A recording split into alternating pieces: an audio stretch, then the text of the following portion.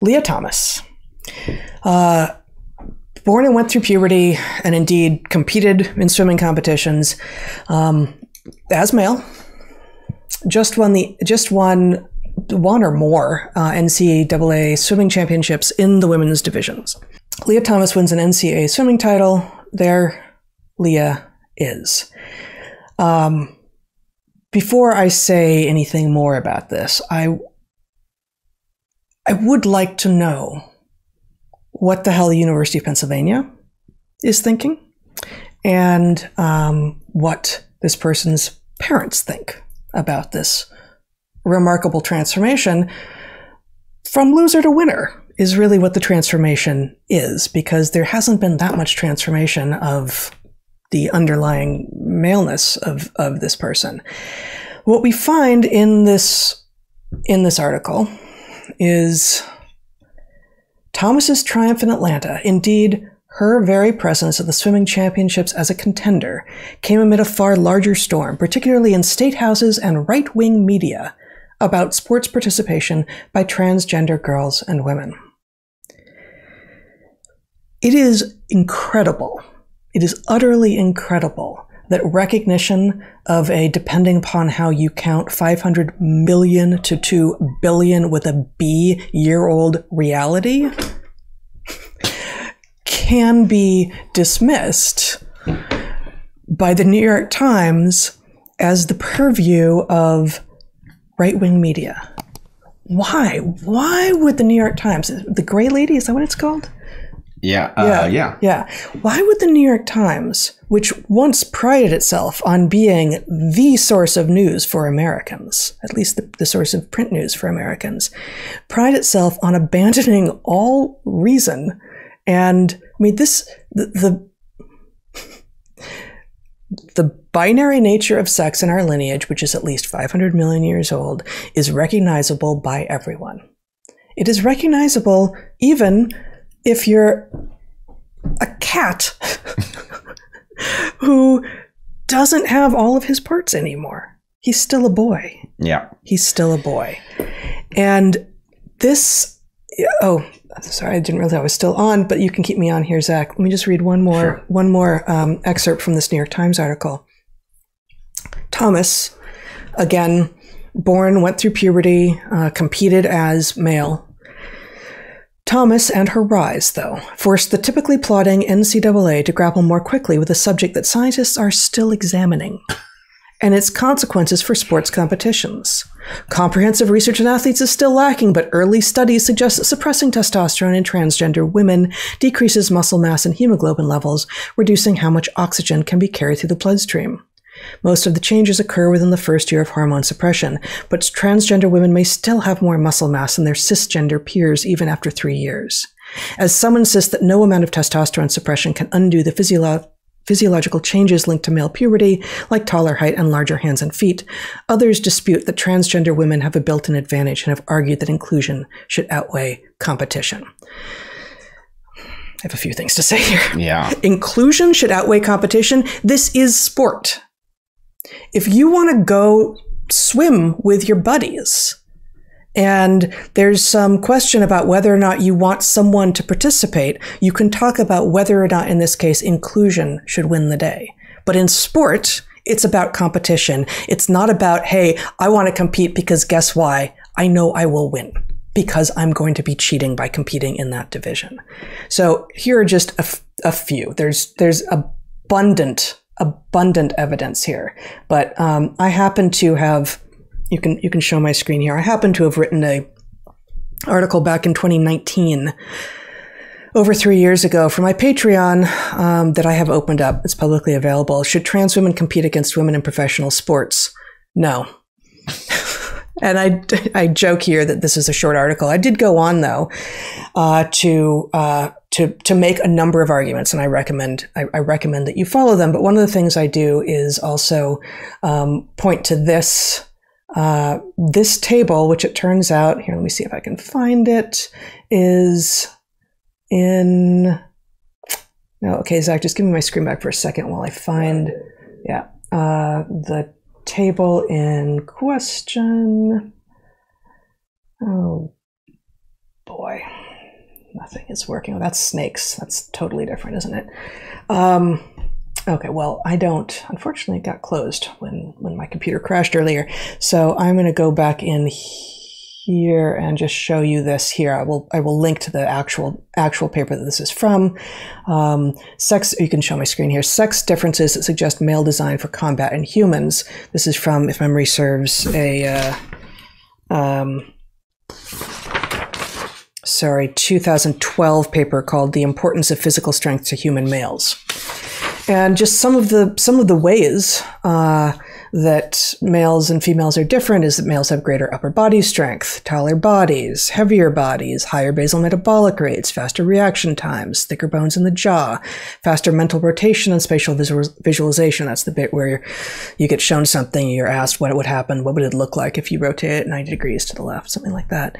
More accurate throwing, more accurate blocking of thrown objects, more interest in the practice of combat skills, stronger bones, greater bone density, specifically in the arms, on and on and on and on. And more recently, and here you can show, yeah, you're still on my screen, good. Here we have this paper published in Sports Medicine I think it went online first in 2020 and it was officially published in 2021. A review by Emma Hilton and Tommy Lundberg called "Transgender Women in the Female Category of Sport: Perspectives on Testosterone Suppression and Performance Advantage." A very compelling review of all of the evidence, which finds, to no one's surprise if they are thinking carefully about this, that taking a single metric for whether or not you are male or female, which is to say circulating levels of testosterone at the moment, and deciding that that's the thing that you're going to count and use to decide whether or not you're male or female and use to decide whether or not you have any advantage is woefully inaccurate. I mean, inadequate. And frankly, if you were born male and if you went through puberty male and you have recently been on cross-sex hormones but retain basically every other manifestation of maleness, competing against women is cheating. That's just true. All right. I've got a number of things I want to add.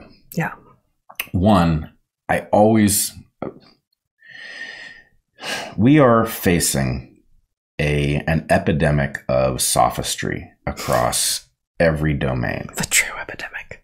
I mean, it really is. Yeah. Right. Mm-hmm. And the point is, I hear you making points that shouldn't they don't need to be made, frankly. I mean, look, you can win this argument in one move if you're held to a reasonable standard, right? Does anything that we do in the medical practice of transitioning males to trans femaleness change the height of the individuals who have been transitioned? It doesn't, right? Or the skeletal structure. Maybe bone density. But my point is even just one parameter. That the fact is, were you a tall guy? Yes. Are you going to be a tall woman? We don't know. Yes, we do. In fact, you're going to be an exceptionally tall woman because you were a tall guy and you're not going to get shorter. I mean, maybe you get a little shorter, but you don't get a lot shorter. So anyway, my point is, this is obvious, right? This is really an emperor has no clothes moment. Yep. Is it fair for somebody to go through puberty as male, declare themselves female, have procedures, whatever they are, and then join women's sports? No.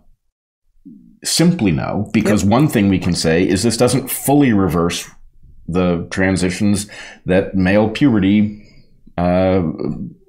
causes the body to go through, right? It's a simple conclusion. Pre-puberty, boys and girls have much more similar both interests and skill sets. Right. Now, second thing is, the New York Times is interested in the question about how we, balance the desire to be inclusive in sport with the uncertainty of the evidence as scientists mull over this question, right? Follow the science, New York Times. Find better scientists. Any scientist who's confused by this isn't really good at their job. Go look at the Hilton and Lundberg paper. And, one thing, so I have actually Emma Hilton and Colin Wright and I have written a couple pieces together. So I know her and she's terrific. But one of the things that we had talked about sort of behind the scenes was people would ask us, like, well, what's the primary literature? What's the scientific literature on the idea that men and women are different? Right. And like, it's actually too obvious ever to have been written down that way. Yes. What is the scientific evidence that plants are inferior at warfare? I don't have it. Well, if you can't produce a piece of primary literature, it must not be true. And furthermore, I'm really hoping that you have a randomized controlled trial for that. You better. Yes. You better have a randomized controlled trial, because otherwise the trees that are best at warfare could, I don't know, something. But okay, so the New York Times is wrestling, it is grappling with the question of inclusion versus scientific certitude. Right? Oh boy, are they wrestling. Which is total sophistry, because I would point out that the very nature of women's sports makes clear that inclusion is not the goal. Right? Why are men not ordinarily included in women's sports? Right? Because there is a value in having sports in which women can actually compete on a level playing field with other women and not face the biological disadvantage that sexual dimorphism has exposed them to. What about the woman who came in fourth in the race that Lia Thomas won? Right. Why isn't she included on the podium where she belongs? Exactly. Now, you asked a question about what Lia Thomas's parents think. Yeah, I did. And in general, I don't love that sort of approach. But in this case, I really do wonder, actually, legitimately. Well, I found myself in a different place on this story. Okay. Which was wondering about Lia Thomas. Mm-hmm. And here's the point. Let me just be clear about this. We have said many times when we have discussed transness on this channel that we do not regard transness as inherently a malfunction, right? There's too much transness in too many populations, and there are longstanding traditions about how it is addressed. Now, that is not to say anything about medical transition or anything like that. However... Or the rate at which it is prevalent now in the West. Right. Which could be the result of all kinds of disruptive influences. But it is not inherently malfunction, okay? But here's the point. What does it say about a person that they go through life male, they go through puberty male, right? They go through competitions male. They go through competitions male. They then, let's say that they genuinely feel they're born in the wrong body. Fine. Do they not look at their victory in a competition like this and feel embarrassment? Right? The point is, look, okay, so you're trans. Why are you picking a realm where you have an advantage from your having transitioned rather than having been born in the other body? Why wouldn't you pick a realm where you're not cheating and everybody knows that you're not cheating, right? So I guess the question is, what is the state of mind of somebody who could actually go home with a medal from an event and feel good about it, right? I don't understand the feeling good about it. And it's not that I want people who experience transness, whatever it is, to find their true selves and to feel good about it, right? But this oughtn't make anyone feel good, right? That's right. This is cheating, and getting a medal through cheating, you shouldn't look at the medal and feel good. Right. No, you should not. And the fact that a good part of the world can see what's wrong here is one thing. And then that there's another part of the world that is somehow willfully blinding itself because it's been told that in order to be a good person, that's what you do. In order to be a good person, you move the syringes out of your Twitter bio and move in the Ukrainian flag. In order to be a good person, you talk about how amazing it is that Lia Thomas beat out a bunch of women in swimming, even though it's utterly obvious that this person would do so. There's no sportsmanship there. There's, this person was a competent enough swimmer to be doing middlingly well as a male swimmer until basically yesterday. Of course, Lia Thomas is going to win against women. And if it were true that, it is not true, but if it were true that there was some mechanism for reversing all of the advantages that come through male physiology and male puberty, then there would be a well-defined literature that would describe the pattern so that we would know how many years had to pass with what kinds of therapies before the advantage had been neutralized and you could join women's sports. And the reason that there is no well-defined literature, and the reason that the New York Times finds itself grappling with the question of scientists who can't figure this one out, is because this is political. It is not scientific, right? Yeah, no, the inability to get to the answer is the point. And, and I guess, how many different realms do we need to see nonsense masquerading as science before we say, oh my God, what has taken over our scientific system and what kind of danger is implied by that breakage? Yeah. And I guess I finished that Patreon article that I showed by saying also, I will call people trans women. I have avoided doing that in this particular case because this looks like transitional sophistry at some level.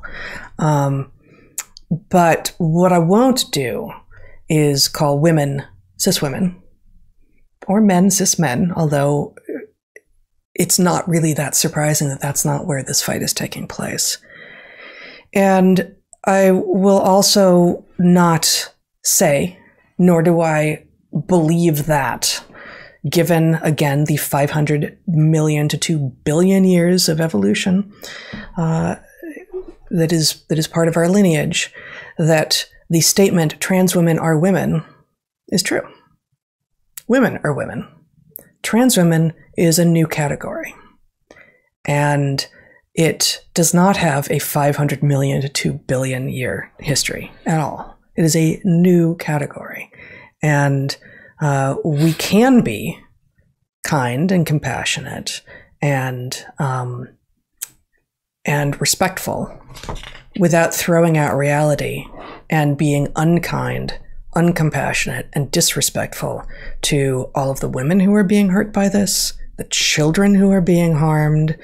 It goes on and on and on, and society and our reckoning with reality that takes a hit every time we are told to utter one of these completely wrong-headed and insane sentences like trans women are women. Yeah. Now, I think I would say my policy is I will treat trans women as women or trans men as men for every purpose where that does not harm somebody else. And the basic point is at the point you get to things like prisons or sports, then we have to look at the reality. Now, I would point out, I went to Lia Thomas's Wikipedia page, and it has this shocking feature, which I would recommend people go to it and read it. It's not the first time I've seen it, where the thing is written in such a way so as to tread carefully around the modern convention of not, quote unquote, misgendering, right? And so the point is, it is cleverly written. Even from before, it's like the sex equivalent of dead naming. It's like dead sexing. Right, exactly. It's dead sexing. And so what they do is in places where it would be, obviously this person has a history as a boy and then as a man. And competed as a boy and a man. Right. Mm-hmm. And so instead of saying, and didn't win races. He competed, blah, blah, blah, then transitioned. Now she competes, right? That would be a literal, if we accept that she is a she, that is a literal description. Instead, what they do is where they would say he, they say Thomas, right? The last name. Right. So as to be gender neutral. And then at the point that the person has transitioned, they say she. And even worse than this, in the case of Chelsea Manning, right?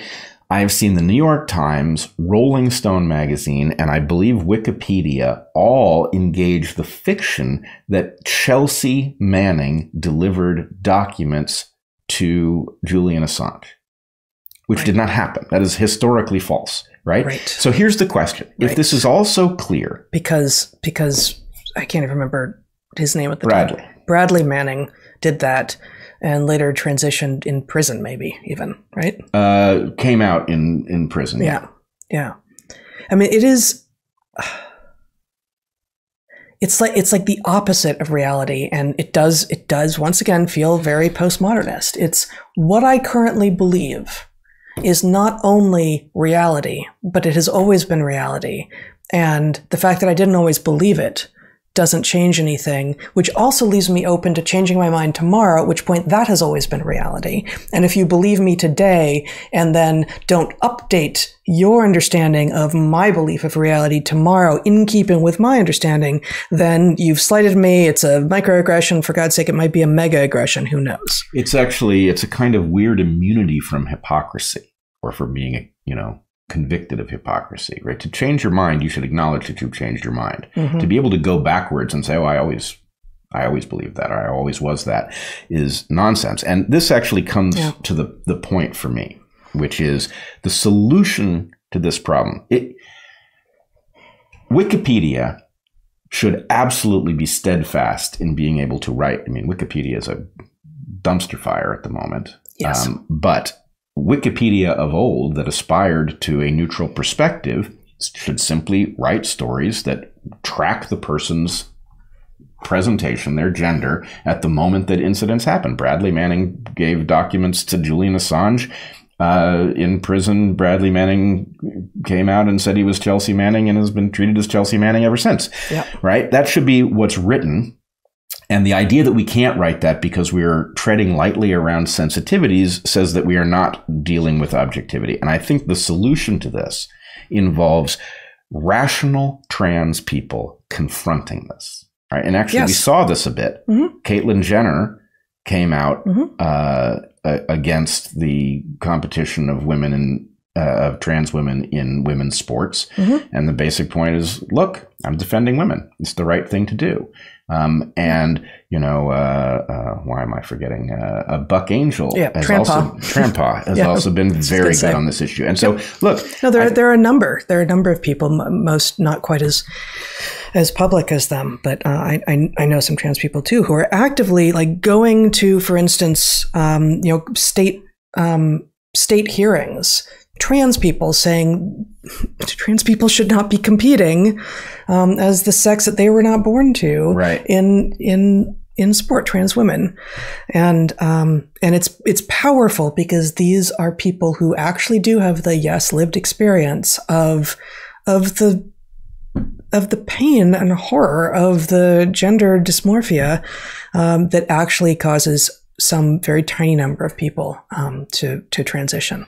And the people who are abusing the ability to transition and, for example, compete against, women. Those people are robbing trans people who are just trying to live a life with extra complexities in it. Exactly. Right. And so I really do hope that there is an emergence of, a wise consensus amongst trans people who spot how crazy this is.